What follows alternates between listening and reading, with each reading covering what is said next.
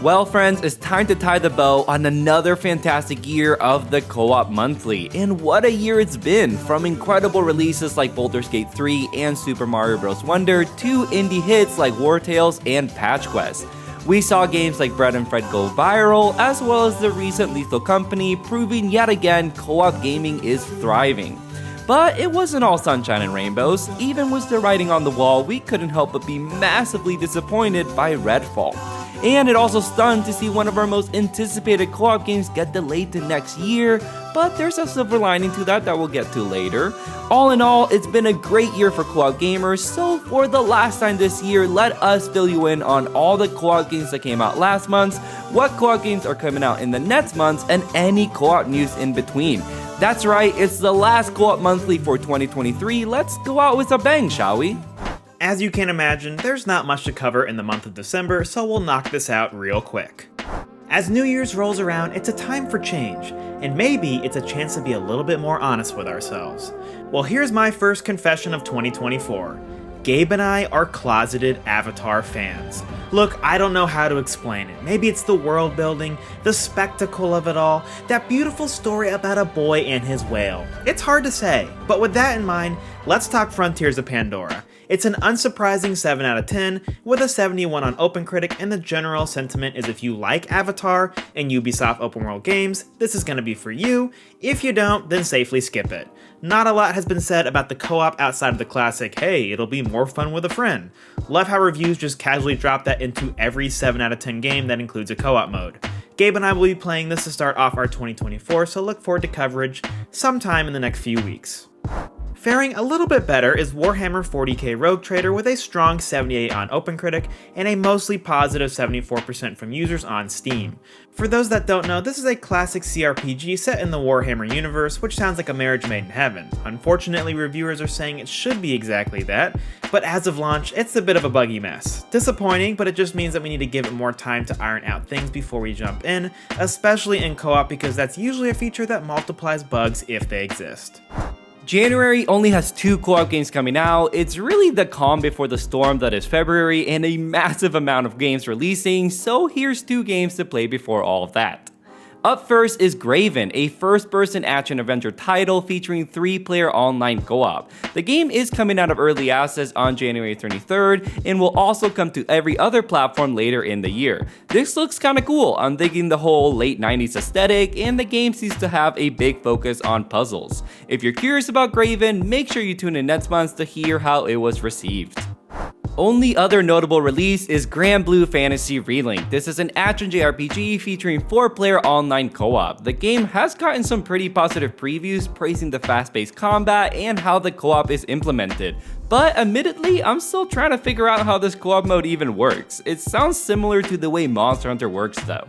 I don't think you'll be able to tackle the campaign, but you will be able to go on a ton of quests together through the town's quest board. The game also features a bunch of endgame content that's perfect for partying up with your friends. You can look forward to playing the game on January 31st exclusively on PlayStation consoles and PC. At the very end of the last monthly, I mentioned a few news stories that we let slide because of timing, so let me recover those quickly here and then get to the rest of it. If you weren't aware, the team behind Halo Infinite has quietly been popping off lately, and one of those pops was Halo's Firefight, a PvE co-op mode. You and up to 3 friends fight off waves of increasing difficulty while also securing objectives on the map. I've heard it's been well received, and I'm just bummed something like this wasn't available at launch alongside campaign co-op, because it really could have been what brought Gabe and I into the Halo universe. At the beginning of the month, Fortnite decided to drop a ton of games inside of the game, which actually makes Fortnite its own game storefront, but also means I should have covered these games earlier in the review roundup, but here we are. It's confusing, let's just keep pushing forward. I'm really only going to talk about LEGO Fortnite since it's the only PvE offering, but my dudes, it is a pretty impressive offering. I've played around 15 hours with my family and we had a great time. It was easy to set up a world that is shared amongst a group and it has all the essential trappings for a survival title. It does very much feel like a game that is in early access, it needs more content, but what's here is solid. I just need some way to get around the island other than the glider because man, the early game is a lot of sprinting. Still, serious cred for dropping something as impressive as this out of nowhere and for a whopping $0. I expect this to only improve with time. GTFO's final chapter dropped this month and promises not just one last objective, but a slew of community-requested additions, like updates on the arsenal, new threats, Steam achievements, updated matchmaking, and more. For anyone new to GTFO, it's a co-op survival title, but only for sweats and hardcore gamers. This isn't just a Left 4 Dead-like, you need serious stealth, strategy, and teamwork to succeed. It's a title that Gabe and I missed 2 years ago at launch, and have always been a little too intimidated to try, but it has great Steam ratings and is loved by its player base, so if it sounds interesting, now is the best time to dive in. One of our most anticipated titles of 2024 got its 1.0 and console launch date in Outlast Trials for March 5th. They also included in the announcement a good look at the Toy Factory trial, another mission to take on with your friends. Of course, with the 1.0 comes a host of smaller items and quality of life improvements too, but suffice to say, if this looked interesting when we've covered it or played it before, you can circle that March 5th date to jump in. We've been continually impressed by just how much this game cares about its co-op mechanics, so we'll have it circled too. Payday 3 begins its long road to a full recovery with the drop of its Syntax Error DLC pack, which includes a brand new heist, new enemy type, new cosmetic, and new guns. Now, weirdly, they decided to sell this as either a pack for $18, or separately as either just the heist, or just the cosmetics, or just the guns, which don't altogether add up to be $18. Not a huge fan of that. I've seen the Steam user ratings giving this a mixed 52% positive, bemoaning the price for what you get. The heist does sound fun, but it is short and it just doesn't add up to 18 bucks. When games like Remnant 2 are selling their DLC for $10 and are just a great value, it's definitely a rough start when Payday 3 is already under a lot of very deserved scrutiny. Disappointing to say the least. Can you believe in 2024 I'm sitting here talking about The Division 2? Well, as my boy would say, believe it! Because the team that still is supporting this title has announced Project Resolve, which is basically just their way of saying, hey, we're still here and still improving the game in small ways. There's no real new content, just them working on quality of life stuff. Last year, Division 2 saw a surprising amount of new content. It'd be crazy to see if after this is done, we're still seeing even more content, but never say never in 2024. I already made a lengthy apology last month for missing the launch of Lethal Company, and I don't want to do that again, so here's a shrug gift to go with the fact that we also missed Rip Out, launching in October alongside Lethal Company, but at the same time, it's a little bit less viral and a little bit less loved, so I kinda get why we missed it. It's also a co-op horror title, but with a heavier emphasis on FPS action, and not so much on survival. I'm mentioning it now because it's got its first big content update this month, titled Payload, and that includes new missions, levels, suits, weapons, enemies, the usual stuff. Keep in mind this is in early access, but has a solid 79% mostly positive from users, so it may be worth a shot to get in before everyone else. Let's keep the news rolling as we look ahead into 2024, starting with what Gabe alluded to back in the intro. Warhammer 40k Space Marines 2 was one of our most anticipated co-op titles set to be released in 2023, but if we're being totally honest, it had no chance of releasing in 2023. A shift to September 9th, 2024 is pretty hefty, but we're totally fine to wait and make sure the edges are ironed out because the gameplay footage still gives me goosebumps every time. Another game that was delayed into 2024 but doesn't quite have the same hype, or even anywhere near it, is Suicide Squad, which continues to get trailer after trailer. The latest one has the developer walking us through the customization options, think like skill trees or gun upgrades, and some of the characterization the hub has you'll be going back to in between missions. We also saw an example of a mission playout with the whole squad using several unique abilities.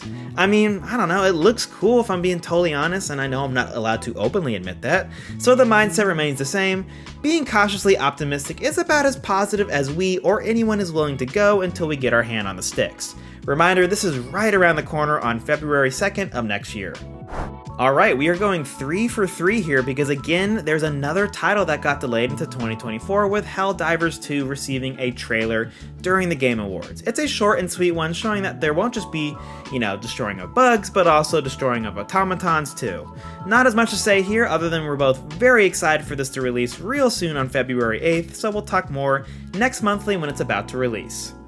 Did someone just say 4 for 4? It couldn't be an impromptu block on games that were delayed into 2024 without Skull and Bones, am I right?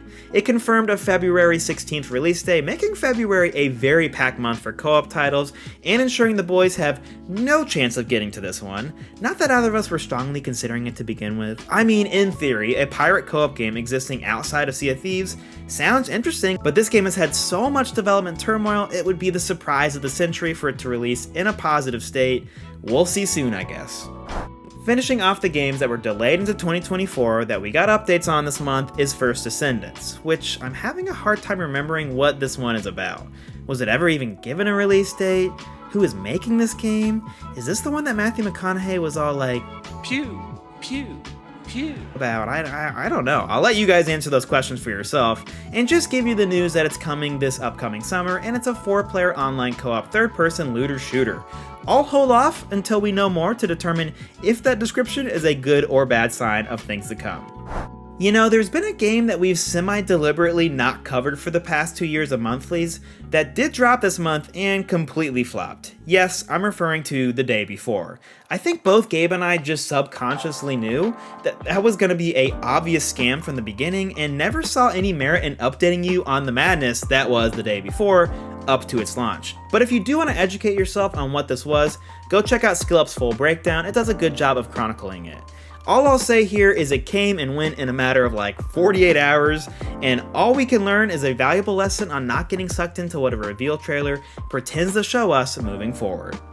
2 more quick items I want to cover before handing over the mic to Gabe, starting with the Last of Us multiplayer project finally getting fully cancelled. Sad to see it had to get to this point, but I'd rather have a studio like Naughty Dog focus on what they care about in single-player narrative experiences. Hopefully the silver lining here is that this is a sign of course correction from Sony with the whole live service thing. And one last thing to cover here is South Park Snow Day getting a release date trailer of March 26. Last monthly I got to talk about how I thought of the game after they released a gameplay trailer, and I was feeling pretty positive. It looks way more cooperative than you'd think, and is not just a quick cash-in. We'll find out if that's true sooner than expected. I'll be covering this month's game announcements, and as you can expect, there were a ton of new games announced at the Game Awards, so let's dive into it. One of the biggest announcements came pretty early on in the show was Brothers: A Tale of Two Sons getting the remake treatment.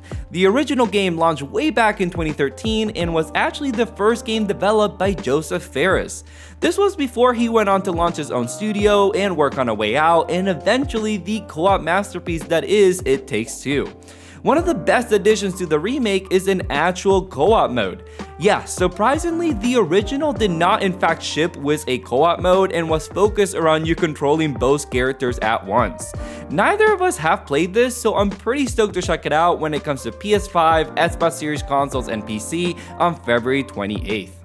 This next game comes from the makers of Dead Cells, and it's a 3-player co-op roguelike called Windblown. Announced with a slick animated trailer like this, it's hard not to get pretty hyped about it. It seems like it'll be a fast-paced hack and slash with the central gimmick being these boost packs on your character's backs. Roguelikes and co-op are like peanut butter and jelly, especially when they come from an established studio like this. The game will be launching onto early access on Steam sometime in 2024, and we'll definitely be there to cover it. In one of the crazier announcements of the show, Sega decided to dump not 1, not 2, but 5 announcements all at once. Details were scarce, but it looks like we will be getting a new Streets of Rage title sometime in 2024. It looks like it could be a remake since all these were classic franchises like Crazy Taxi and Jet Set Radio, or maybe just a new title. I'm sure it'll feature co-op like the last games have, and we're stoked to hear more news on it soon. One of my favorite announcements of the show has to be Big Walk, the next game from the team behind Untitled Goose Game. I don't even know how to describe this other than it looks like a weird sandbox game. I don't know what you actually do in it, but it looks super quirky and really fun. It seems like there could be a cool co-op mechanic like stacking characters. I'm really curious to see more of that. Seeing this trailer, I was ready to make this one of my most anticipated titles of 2024.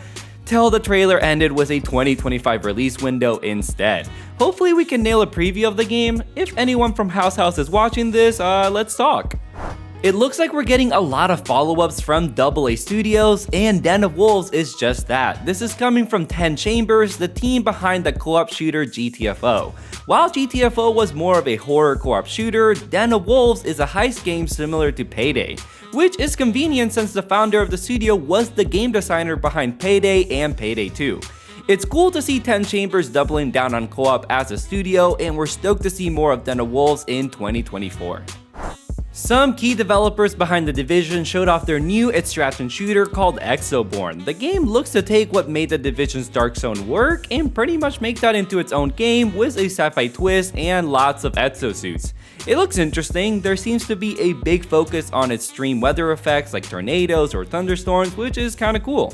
We do have a slew of extraction games coming over the next year or two, so hopefully Exoborn has the right stuff to land a committed player base.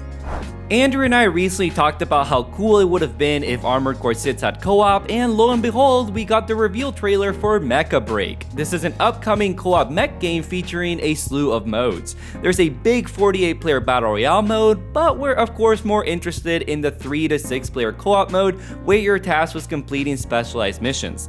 The mech designs look awesome here, and it looks to wear its Gundam inspiration on its sleeve. I love to see it.